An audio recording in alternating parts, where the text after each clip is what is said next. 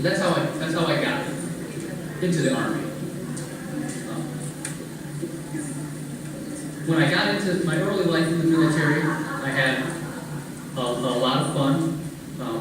I just started dating my wife, Michelle, in the back with my daughter, Hannah. We had really started dating about 3 days before I had enlisted at my brother's wedding. I went to basic training. Everybody was always telling me that, oh, it's so difficult, it's going to be scary, it's going to be tough. And I had a blast. That was some of the most fun I ever had in the Army. I really had a good time there. It had its moments, and it was challenging from time to time, but all in all, I met a lot of good guys, a lot of talented drill sergeants that were, they were pretty serious dudes. Definitely commanded respect, but they were there to train me. Ultimately, they knew that someday I might be on their squad or in their platoon, and they wanted quality soldiers.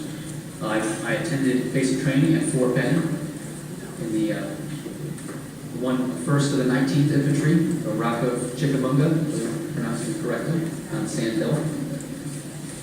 And I got out of there, I think in January of 2007. Got to go home on leave, spend some time with my, at the time, girlfriend, now wife. It was a very proud moment in my life. I would wear my uniform around, it never hurt to ask if they had a military discount at a store. But that was real cool. Always milked that whenever I could. I had a lot of fun. Got to do the hometown recruiting, go back to my high school, see some of my old teachers, stuff along those lines. When I first got to my unit, I was in the 1st Battalion, 17th Infantry Regiment, Charlie Company, the 5th Brigade of 2nd Infantry Division. It's a big shield with an Indian head on it and a star. We were a striker unit. That was an 8-wheel vehicle. That was a troop carrier that we would do maneuvers and coordinated, tactics, type of stuff like that. It was a mobile infantry unit, kind of light, kind of mechanized. My first job was a saw gunner, where I had a light machine gun that shot a 5.56 cartridge, and I had a lot of fun banging around with that thing. I loved being a saw gunner. It was the first time I ever had to fire a machine gun. Got some good training on that. Had some good mentors as well. And early on in my career, I had gotten an opportunity to go to a pre-sniper course, instructed by a man who was also one of my role models. His name was Gene Econ, and he was a guru, to say the least. He was a brilliant man and had done a lifelong service in the Army. And I almost didn't get to go to pre-sniper. I had made all my equipment, got all my packing list, and a few days before we were going to go to the school, they informed me that, oh, we're sorry, Nick, the slots are full, and you can try next time. So I kind of just smiled and said, okay, and kept going to all the training events. They're telling me, oh, Nick, there's no slots. I don't know why you keep showing up every day. I kept just smiling, nodding, jumping through the hoops that they needed me to jump through. And the first day of the pre-sniper course, they were going to do a physical fitness test. And it was about 4 o'clock in the morning. And I showed up with all my gear, my duffel bag, and all that stuff that I needed. And a few guys were telling me, no, you can't go. They were starting to get kind of annoyed with me at that point because I was sticking around so much. And one of the NCOs had said, what's it going to hurt? Let him go and try. And I got a seat on the bus and got there and we did the physical fitness test. And it was the best score I'd ever gotten in my life. It was the one and only time I vomited after I ran.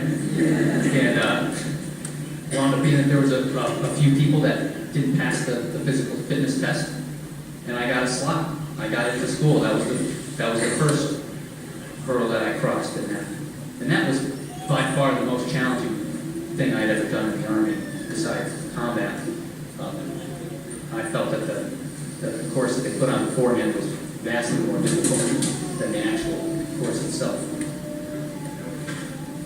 Shortly before my deployment, I got moved into the sniper section. I was a rifleman and saw gunner prior to that, and I had officially gotten recognized and moved into the sniper section, where about a month and a half before we left for Afghanistan, I got to go to sniper school itself. It was hosted at the base that I was at, Fort Lewis. I was very fortunate for that. And there was a couple of guys that had turned it down because they wanted to spend their last few months with their wives and family. And I took a roll of the dice and I had to miss out on some valuable time before I left for the deployment with my wife, because she understood that was a lifelong goal of mine. And she was very accommodating and stood behind me when I did it.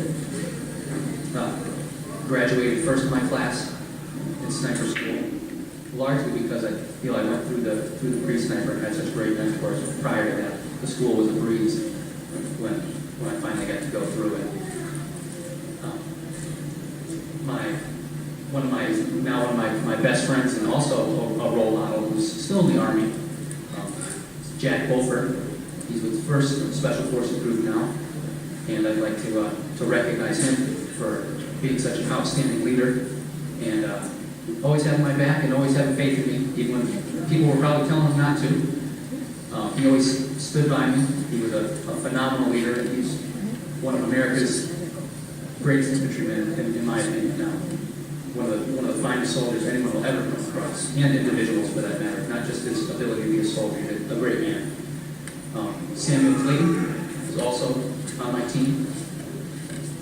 He was just a brave son of a gun. He was a crusty old dude, and we looked up to Sam a lot too. He was a tough guy, and he's alive and well and getting into a similar trade. He's also getting into machining, and he's down in South. I know I mix it up every time I talk to him, but South and North Carolina. I think it's South Carolina. He's at now, and also Levi Connor was in our sniper section at the beginning of our deployment.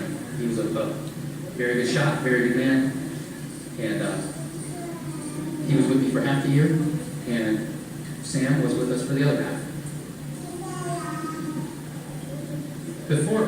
Right before we left for the deployment, we were under the impression that we were going to be going to Iraq. We were, that's where most of the striker brigades were going. We found out that we were going to Afghanistan during our, it's called NTC, if I remember it correctly, in Fort Irwin, California, where we do the large training exercise that qualifies your unit to deploy. We found out, hey, there's a change of mission, you're going to